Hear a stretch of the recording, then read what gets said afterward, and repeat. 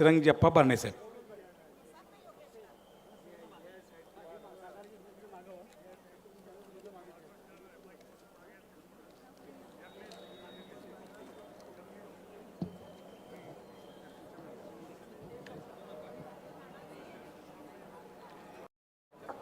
विधानसभेचे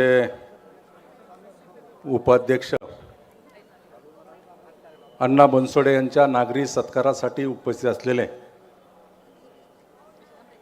राज्याचे उपमुख्यमंत्री तथा पुणे जिल्ह्याचे पालकमंत्री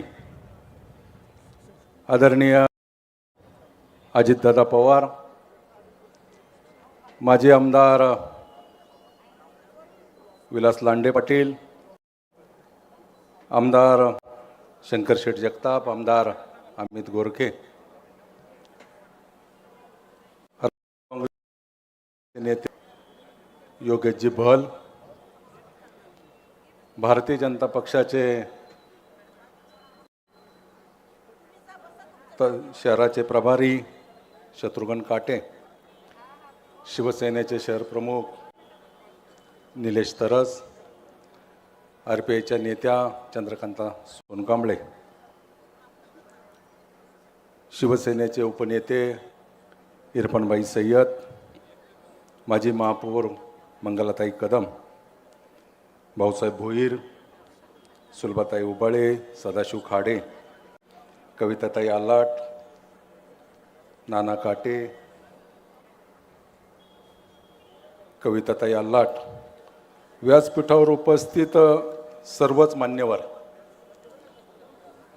अण्णा बनसोडे यांच्या नागरी सत्कारासाठी उपस्थित असलेले सर्व महायुतीचे प्रमुख पदाधिकारी, प्रथमतः आपल्या सर्वांच्या वतीनं विधानसभेचे उपाध्यक्ष सन्माननीय अण्णा बनसोडे यांना मनस्वी शुभेच्छा व्यक्त करतो, त्यांचं अभिनंदन करतो. एका सर्वसामान्य कार्यकर्त्याला न्याय देण्याची आदरणीय दादांनी घेतली. महायुतीला असं यश मिळालं आणि ते यश मिळाल्यानंतर मंत्रिमंडळ स्थापन होत असताना दादा मी अण्णाला म्हणलो होतो की दादा अण्णा तुझ्या मंत्रिमंडळामध्ये समावेश केला जाईल. ज्यावेळेस राष्ट्रवादी काँग्रेस पक्ष विभागली गेली आणि खंबीरपणे एक आमदार कुणी मागे राहिला असेल दादा अण्णा बनसोडे. सातत्यानं किती स्थित्यंतर आली तरी अण्णांनी व्यक्तिगत स्वरूपामध्ये दादांवरती खूप मोठं प्रेम केलं आणि म्हणून मला स्वतःला व्यक्तिगत वाटत होतं की अण्णांचा मंत्रिमंडळामध्ये समावेश केला जाईल. परंतु त्याच तोडीचं पद विधानसभेचं उपाध्यक्ष देऊन दादा अण्णांचा तुम्ही सन्मान केला. तो अण्णांचा केवळ सन्मान नाही, तो पिंपरी चिंचवड शहरातील तमाम नागरिकांचा तो सन्मान आहे. या शहरातील एक सर्वसामान्य कार्यकर्ता,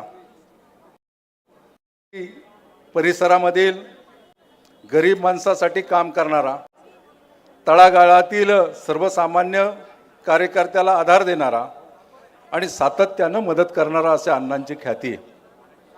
मी स्वतः आणि अण्णा 1997ला बरोबर नगरसेवक झालो. विलास लांडे पाटलांनी उल्लेख केला अण्णांच्या अध्यक्षपदाचा स्थायी समितीच्या. माझ्या अध्यक्षपदाचे कारकीर्द संपल्यानंतर अण्णा स्थायी समितीचं अध्यक्षपद झालं आणि अण्णांनी देखील स्थायी समितीच्या अध्यक्षपदाच्या कालावधीमध्ये अतिशय चांगल्या प्रकारचं काम केलं. नगरसेवक अगोदर अण्णांची आमची मैत्री होती. राजू गोलंडे असतील, आम्ही असं सातत्यानं अण्णांच्या बरोबर. अण्णा जरी या सगळ्या परिस्थितीमध्ये कुठल्याही राजकीय पदावरती नव्हता नगरसेवक होण्याच्या अगोदरचा, तरी मित्रत्वाचा कार्यकर्त्याचा मोठा घोळका अण्णांच्या पाठीमागे सातत्यानं राहिलेला आहे. एक मित्रत्वाची जाणीव असणारा, कार्यकर्त्यांना बळ देणारा आमदार म्हणून अण्णांची ख्याती आहे.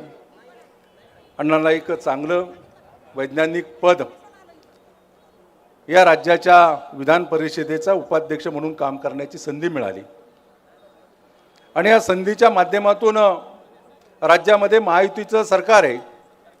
राज्याचे मुख्यमंत्री सन्माननीय देवेंद्र फडणवीस साहेब, उपमुख्यमंत्री सन्माननीय एकनाथजी शिंदे साहेब, उपमुख्यमंत्री सन्माननीय अजितदादा यांच्या माध्यमातून राज्याच्या एकंदरच विकासाच्या दृष्टिकोनातून अतिशय चांगल्या प्रकारचं काम होतंय. या ठिकाणी आपल्या मनोगतामध्ये योगेशजींनी उल्लेख केला की या शहरातील बांधकाम व्यावसायिकाला NGTच्या माध्यमातून परवानगी विभागाने बंदी घातल्यानंतर त्याला न्याय देण्याची भूमिका राज्य सरकारच्या माध्यमातून घेतली जाईल. कोर्टामध्ये जरी असला तर उद्याच्या कालावधीमध्ये दादांनी मनाव घेतलं तर राज्य सरकारच्या माध्यमातून अफिडेविट केल्यानंतर नक्कीच पर्यावरणविषयक अडचणी दूर होतील आणि या राज्यातील या शहरातील जनतेला, व्यावसायिकांना राज्य सरकारच्या माध्यमातून न्यायिक भूमिका मिळेल. काही गोष्टीचा उल्लेख लांडे पाटलांनी केला. मी अण्णांना बसल्या बसल्या सांगितलं की विलास लांडे पाटील कोणत्या पक्षामध्ये आहे, कोणत्या पक्षाचं काम करतात. ते म्हणले मी दादांच्या बरोबर आहे, पक्ष नाही सांगता येणार. अण्णा बोललं बरं का, मी नाही बोलत. विलास लांडे पाटील देखील या शहराच्या जडणघडणीमध्ये गेले अनेक वर्ष काम करतात. महापौर म्हणून असेल, आमदार म्हणून असेल, सातत्यानं अनेक चढ उतार जरी पाहिले तर समाजामध्ये राहून एक चांगल्या प्रकारचं काम करतात.